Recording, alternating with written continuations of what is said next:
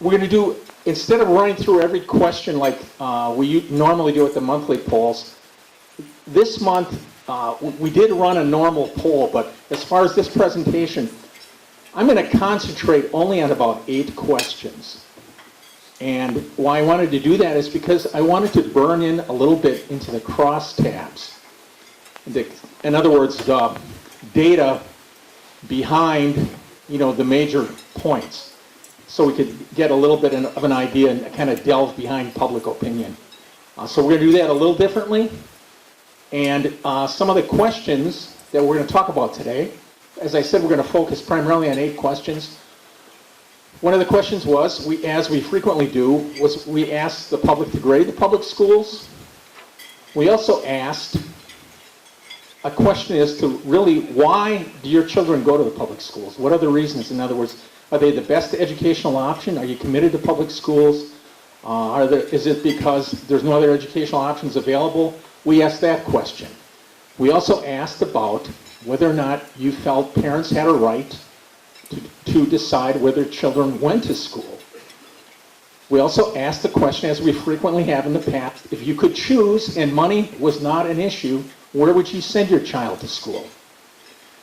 And then finally, we also asked 3 questions about, let me back up a little bit. We also asked a question about how the legislature was doing in expanding educational options. Are they doing a good job? Do they need to do more? Then finally, we also asked about existing choice programs, opportunity scholarships, also charter schools, and then what's on the horizon in many states, education savings accounts. Okay?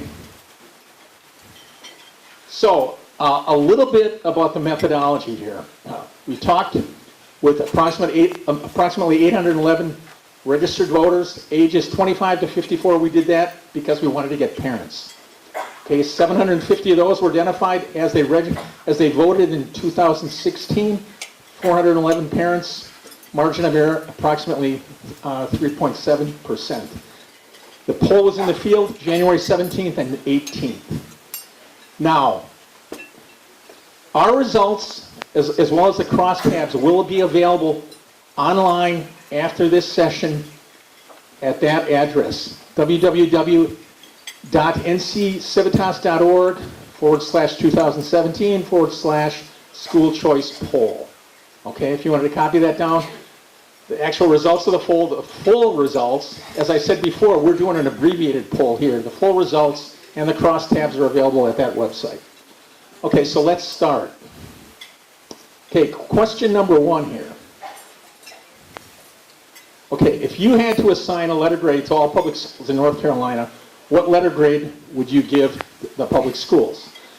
Okay, if we look at the division here, approximately 33% of respondents went with an A or a B. Approximately 61% went C, D, or F. Okay, and almost half of the respondents were in the C category. Okay, how does that break down with respondents? Okay, coming in a little slow there. Okay, all right. Who gave an A or B? Approximately 34% of Republicans, 36% of Democrats, unaffiliated about 25%. Parents, that breakdown between, if you're a parent or a non-parent, you can see there's about a 7% difference there. And then if we concentrate more on those respondents that gave C, D, or F. Look here, these are fairly strong numbers and fairly uniform amongst these 3 groups. Republicans, Democrats, and unaffiliated. Actually, the highest percentages amongst unaffiliated, but these are fairly strong scores. The difference between parent and non-parent, not too much at all. There's not, in some of these questions, there's quite a distinction between the responses between parents and non-parents. So you see approximately, in this here, it's about a 2 to 1. Other polls that we've done, you can, whether you call them satisfactory or unsatisfactory, it's oftentimes a 2 to 1 ratio of people. And in this case here, C, D, or F are classified as scores or grades that would be of concern. So let's go to the next question here. All right, if your child is in the public school, what are the prime reasons why your child attends a school? Okay, here we have the responses. Approximately 34% said they can't afford other options. 23% said school is doing a satisfactory job. 19% committed to traditional public schools. Best educational option, 14%, and don't have other options, approximately 7%. So what we see here is about 41% look like, well, if they had other options or if they had the money, they wouldn't be there, but approximately the remainder, about 56%, if I'm adding correctly, sound pretty satisfied with the public schools. But we're talking about 40% here. We've asked this question. Similarly in the past. Greg, are you here? We've asked this question before. Okay. Okay, we've asked this question before, and oftentimes the numbers are very similar. We've asked it 3 times in the last 3 years, and the option of going to public school is always between about 35 and 40%. That you would have gone there because you're satisfied with what's going with the educational process. But let's go to the next question. The breakdown of those options. Okay. Now, again, the 3 primary options, the 3 largest choices on the previous page are illustrated here. I think the main column that we probably need to look at is probably the one on the far left. Can't afford other educational options. And who's basically responding to that? 37% of those respondents are Republican, 29% Democrat, and actually 38% of those respondents who said that they can't afford other options are unaffiliated. So that's pretty broad-based. There are a lot of different, a wide swath of politics, in that column there. So, next question: do you agree or disagree with the following statements? Parents should have the ability to choose where their child attends school. This is another question that we've asked frequently over the last 3, 4, 5 years, and it has always come up a very strong plus differential. If you look at the numbers, 53% of that strongly agree, 28% agree. There's about 14% if you add up the disagrees. So that's approximately about 81% agree with that statement. That's very strong. Now, oftentimes we will get blowback from people on the other side that say, well, if you ask that question, of course, that's a leading question. It's not a leading question. We've asked it numerous ways. You can put in various tags about, does parents have a right to put their child in a school that's appropriate to their educational needs? We've asked it various different ways. The total numbers on there usually always range between high 70s and 80s, which is a very high poll number. That is a very high number. As anyone who looks at polls know, that is a very strong number. Okay, how is that broken down? If you agree, parents should be able to choose their child's school, broken down by voter registration, Republicans 87% agree, Democrats 78%, unaffiliated 76%.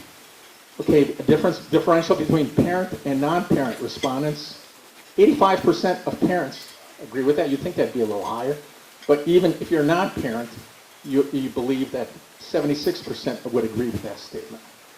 Okay, broken down racially, 70% white, black 84%, Asians 78%. Okay, all high in all those categories. Okay, another question, do you agree or disagree parents should be able to choose their child's school? This is the same question, just broken down by region. This is the same question. Respondents, again, do you agree that parents should be able to choose their child's school? By region, 79% Charlotte, Western 77. You can see all the numbers are either high 70s, low 80s, southeastern part of the state, the highest number there. So again, kind of eye-popping numbers, but if you ask the question over and over again, an important question, this is really important polling data, and we need people to understand that parents feel as strongly as they do about this.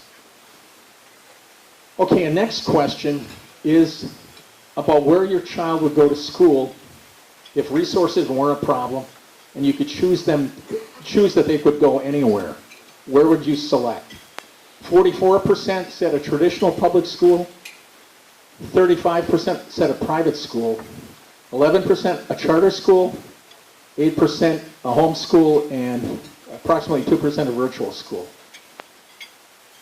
As I've said in the past, we've asked this question at least once a year for the last 3-4 years. The traditional public school number has always varied probably between about 35 and 45% on all of our data.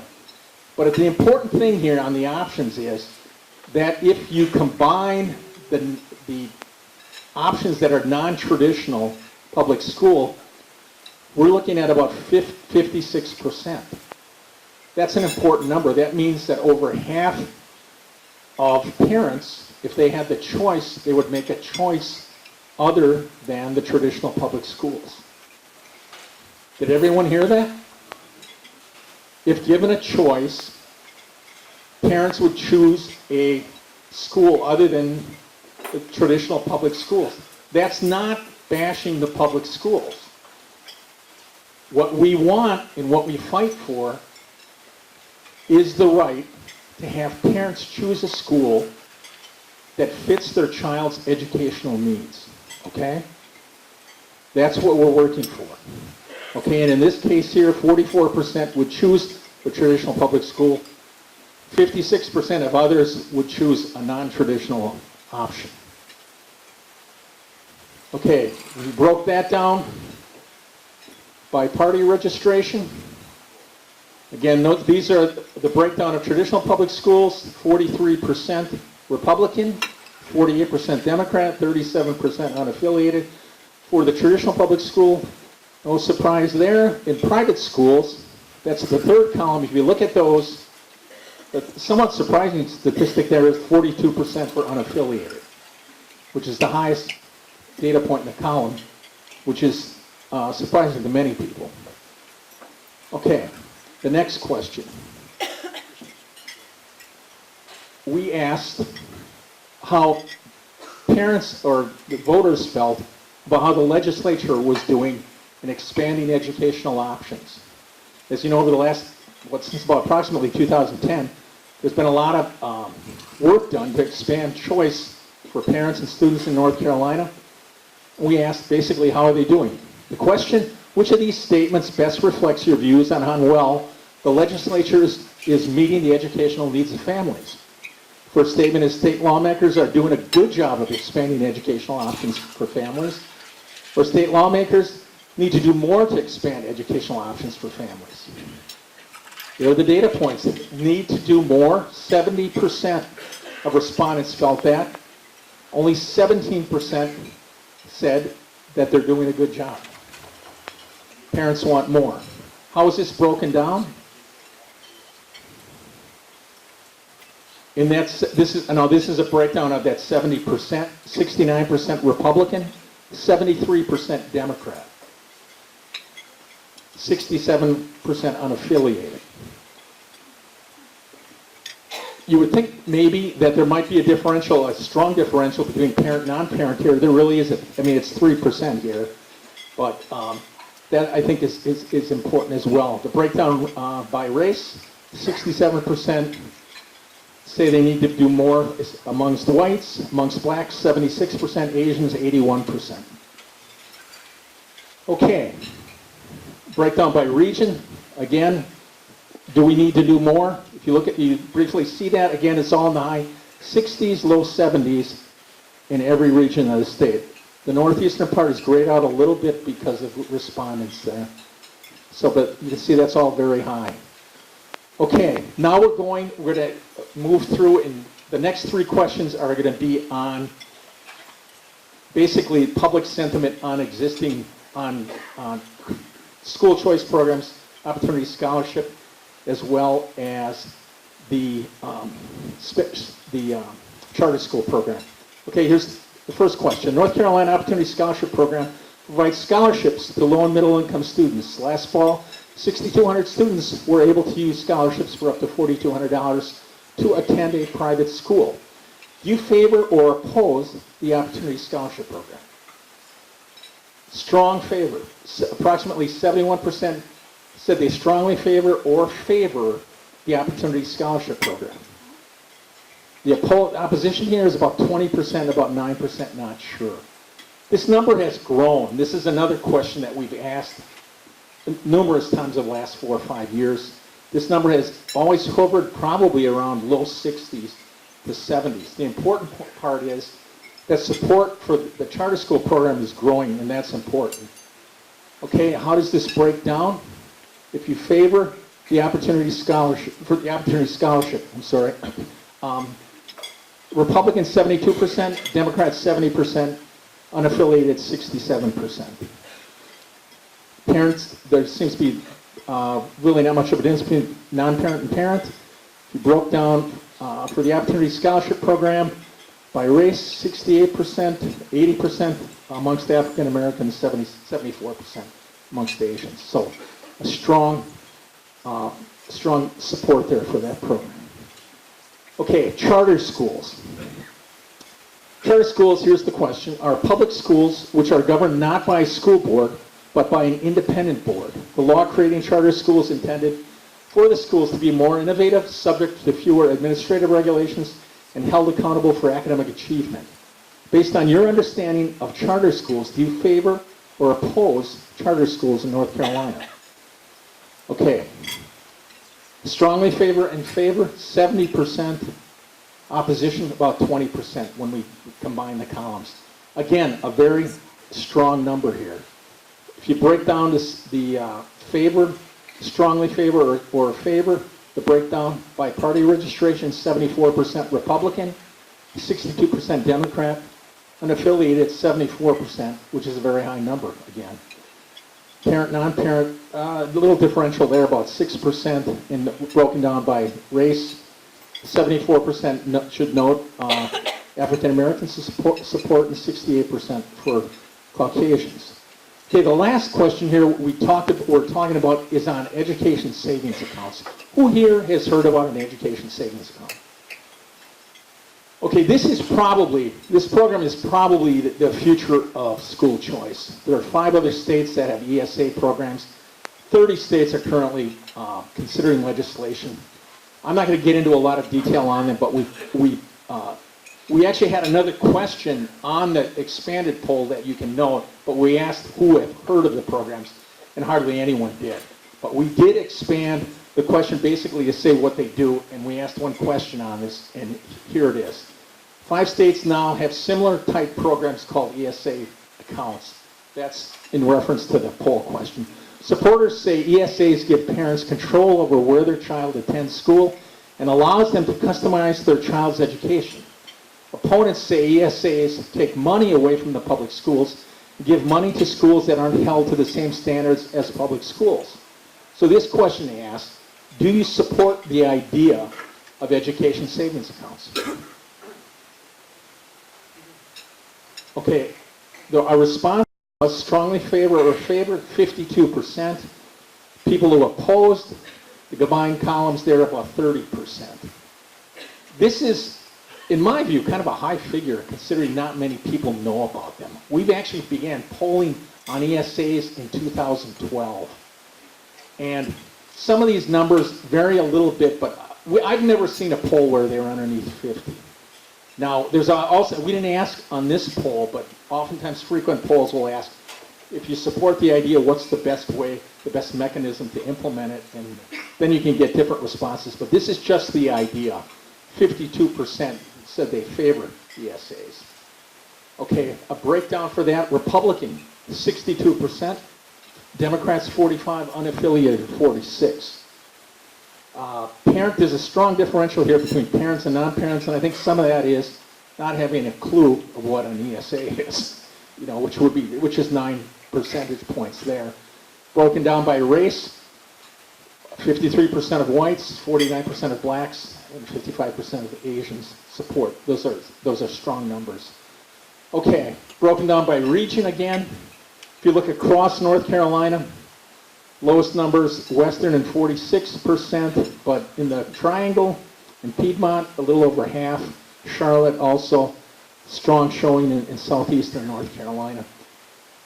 You'll be hearing a lot about ESAs in the future, and I'd be surprised. I mean, there has been a bill that was introduced a couple of years ago. There'll be some consideration again for the best way to implement it. Some states have used special needs as ESAs as a vehicle that specifically address special needs. If some of you may know that Nevada actually has pretty much a statewide ESA where parents can use approximately up to $5,100 and children can go to whatever school they want. It's not limited by it's basically open to everyone.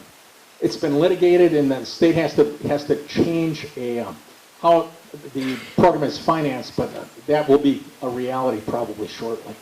So, but that's all I have now. I know I had to go through that quickly, but if there's a question, I'd be happy to answer one. Otherwise, we will pivot to the next section of the program, which is the panel discussion, which will be headed up by Parents for Educational Freedom. Any questions? One question. I don't understand, on the education savings account, if the state pays like $8,000 per student for education, like in public school, does that amount of money get subtracted from that $8,000, or how budget-wise is that? Well, the state, as I said before, there are 5 states that have them, and what they've done in this, and any state can set it up the way they want, but what they've done is usually take a percentage of the ADM support. In most cases, it's like 90 to 95%. You have to include an administrative cost with that, but it's a percentage that's usually less than the actual state per pupil support. Because with that, it'd also be showing that they're saving money. But it's an important question. So, Daryl and PEF&C, are we ready for the panel discussion? But thank you for your attention.